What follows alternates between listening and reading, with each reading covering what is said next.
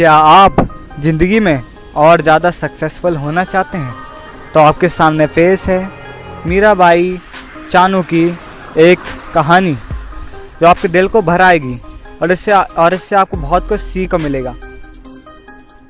मीराबाई चानू की उस समय की उनकी उम्र 10 साल की थी। इम्फाल से 200 किलोमीटर दूर नोगपोक कॉन्चिंग गांव में गरीब परिवार में जन्मी और 6 भाई बहनों में सबसे छोटी मीराबाई चानू अपने से 4 साल बड़े भाई सेखोम सांतोबा मिटोई के साथ पास की पहाड़ी पर लकड़ी बीनने जाती थी। एक दिन उसका भाई लकड़ी का गट्ठर उठा नहीं पाया, लेकिन मीरा ने उसे आसानी से उठा लिया और वह उसे लगभग 2 किलोमीटर दूर अपने घर तक ले आई।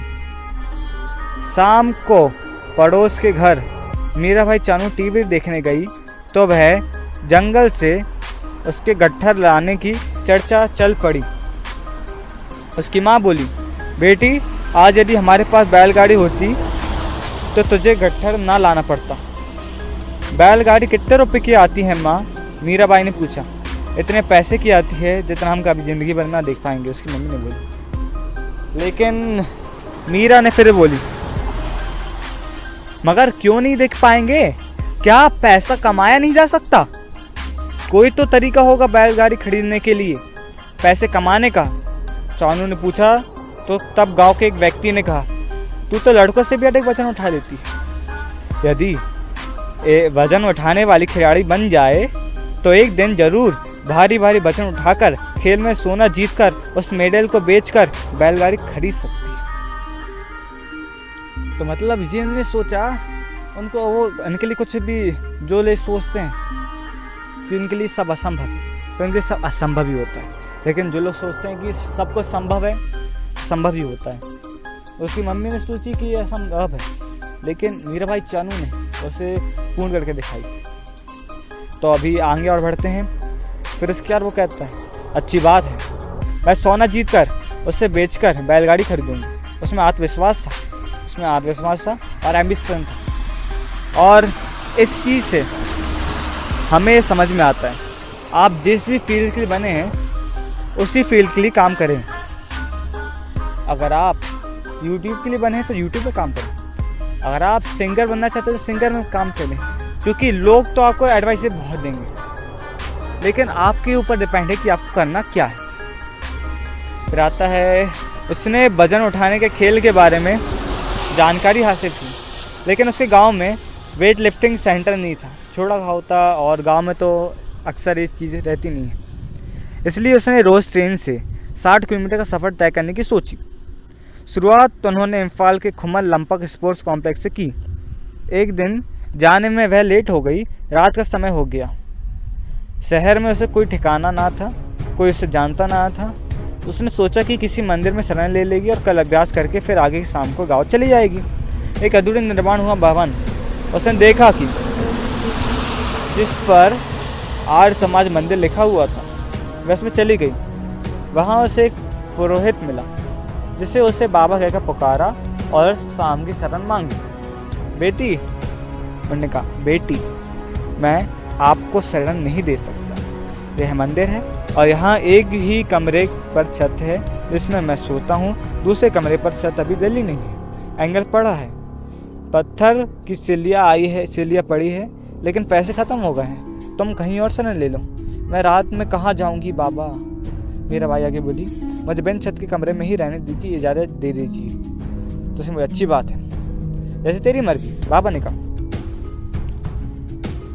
वह उसे कमरे में माटी एक सार करके उसके ऊपर ही सो गई।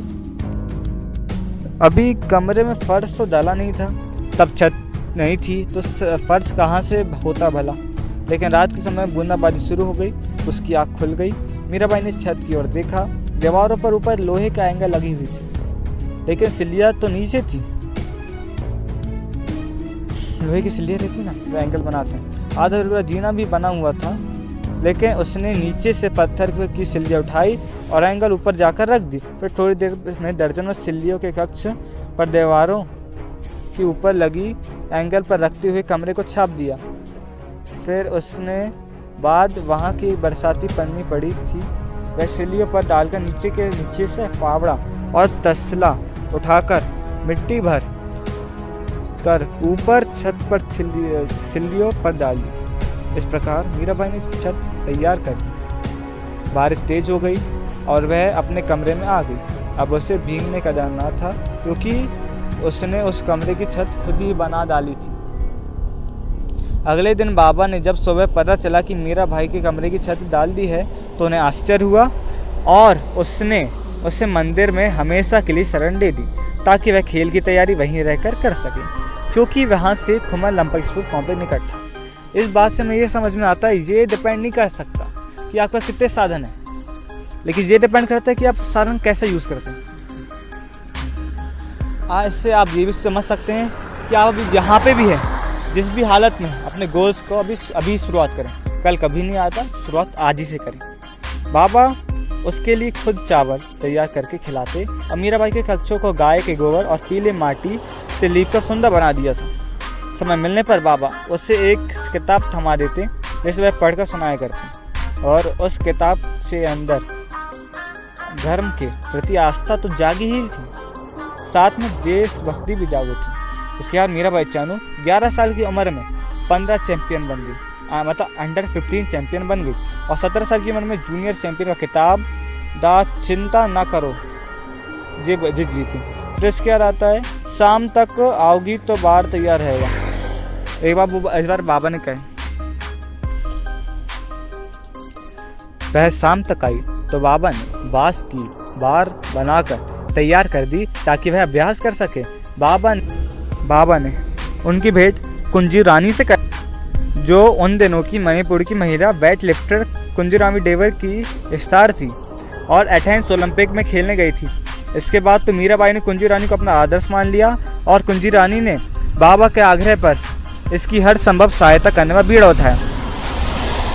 जिस कुंजी रानी को देखकर मीरा के मन में विश्व चैंपियन बनने का सपना जागा था। अपनी उसी आइडल के 12 साल पुराने राष्ट्रीय रिकॉर्ड को मीरा 2016 में तोड़ा, वह भी 192 किलोग्राम उठाकर। 2017 में विश्व भारोत्तोलन चैंपियनशिप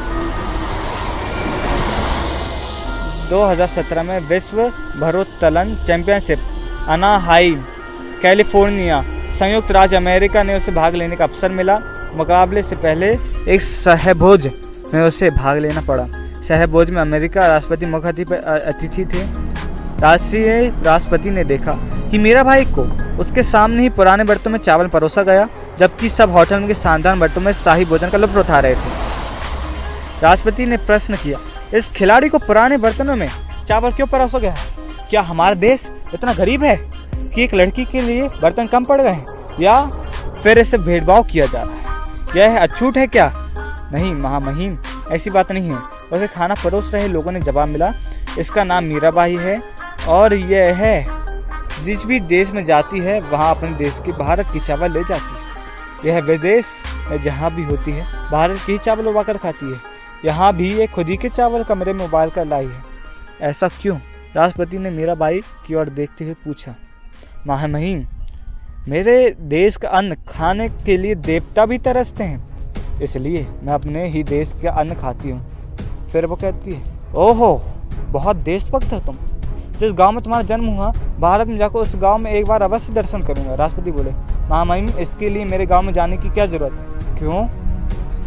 मेरा गांव मेरे साथ हमेशा है, मैं उसे दर्शन यहीं करा देती हूँ। अच्छा कराइए दर्शन। कहते हुए मूर्ख लड़की की बात पर हंस पड़े राष्ट्रपति। मीराबाई अपने साथ हैंडबैग के लिए हुई थी। उसने उसमें एक पोटली खोली और फिर उससे खुद के माथे पर लगाया और राष्ट्रपति की ओर कैद करते हुए बोली, यह रहा मेरा पावन गांव और महान देश। यह क्या है? राष्ट्रपति पोतले देखते हुए बोले, इसमें तो मिट्टी है। हाँ, यह है मेरे गांव की पावन मिट्टी है। इसमें मेरे देश के देशभक्तों का लहू मिला हुआ है, इसलिए यह मिट्टी नहीं मेरा संपूर्ण भारत है। फिर वो कहती है, ऐसी शिक्षा तुमने किस विद्यालय से पाई है चानू? उसने बोली, माँ महिम, ऐसी शिक्षा विश्वविद्यालय से नहीं दी जाती, ऐसी शिक्षा तो गुरु के चरणों पर मिलती है। मुझे आर्य समाज के हवन करने वाले बाबा ने शिक्षा मिली है। मैंने सत्यार्थ प्रकाश पढ़कर सुनाती थी, उसी से मुझे देशभक्ति प्रेरणा मिली। सत्यार्थ प्रकाश, हाँ सत्यार्थ प्रकाश। चानू ने अपने हैंडबैग से सत्यार्थ प्रकाश की प्रति निकाली और राष्ट्रपति को थमा दी। आप रख लीजिए, मैं हवन करने के वाले बाबा से और ले लूँगी। फिर वो कहती है, कल गोल्ड मेडल तुम ही जीतोगी। राष्ट्रपति आगे बोले, मैंने पढ़ा है कि तुम्हारे भगवान हनुमान जी ने पहाड़ हाथों में उठा लिया था, लेकिन कल यदि तुम्हारे मुकाबले में हनुमान जी भी आ जाए तो तुम ही जीतोगी, तुम्हारा भगवान भी हार जाएगा तुम्हारे सामने कल। राष्ट्रपति ने वह किताब एक अधिकारी को देते हुए आदेश दिया, इस किताब के अनुसंधान के लिए भेज दो कि इसमें क्या है जिसे पढ़ने के बाद इस लड़की में इतनी देशभक्ति उबाल मारने लगी है कि अपनी ही धरती के चावल लाकर हमारे इस सबसे बड़े होटल में खाने लगी। चानू चावल खा चुकी थी, उसमें एक चावल कहीं रह गया था, तो राष्ट्रपति ने उसी प्लेट से वह चावल का दाना उठाया और मुंह में डालकर उसे उठाकर चलते बने। बस मुख से यही निकला, यकीनन कल का गोल्ड मेडल यही लड़की जीतेगी। देवभूमि का अन्न खाती है ये। और अगले दिन मीराबाई ने स्वर्ण पदक जीत ही लिया। लेकिन किसी को इस आश्चर्य नहीं था सिवाय भारत की जनता के। अमेरिका तो पहले ही जान चुकी थी कि वह जीतेगी। बीबीसी जीतने के बाद पहले ही लीड खबर बन चुकी थी। जीतते ही बीबीसी पाठकों के सामने था, जब कि भारत मीडिया अभी तक लीड खबर आने का इंतजार कर रही थी। इसके बाद चानू ने 196 किलोग्राम, जिसमें 86 केजी स्नेच में था और 110 किलोग्राम क्लीन एंड जर्क में था का वजन उठाकर भारत के 2018 राष्ट्रमंडल खेलों का पहला स्वर्ण पदक दिलाया। इसके साथ ही उन्होंने 48 किलोग्राम श्रेणी का एक राष्ट्रमंडल खेलों का एक रिकॉर्ड तोड़ दिया। 2018 में राष्ट्रमंडल खेलों का विश्व कीर्तिमान के साथ स्वर्ण जीतने पर मणिपुर के मुख्यमंत्री एन बीरेन सिंह ने 15 लाख की नकद राशि देने की घोषणा की। 2018 में उन्हें भारत सरकार ने पद्मश्री पुरस्कार से सम्मानित किया। यह पुरस्कार मिलने पर मीराबाई ने सबसे पहले अपने घर के लिए बैलगाड़ी खरीदी और बाबा के मंदिर को पक्का करने के लिए 1 लाख रुपए उन्हें गुरु दक्षिणा में दी। ऐसी संघर्षमय प्रेरक कहानी विद्यालयों में पढ़ी जानी चाहिए। इससे आप क्या सीखते हैं कमेंट में ये बताइए, और इस बार एम रखते हैं 1000 लाइक्स का। एक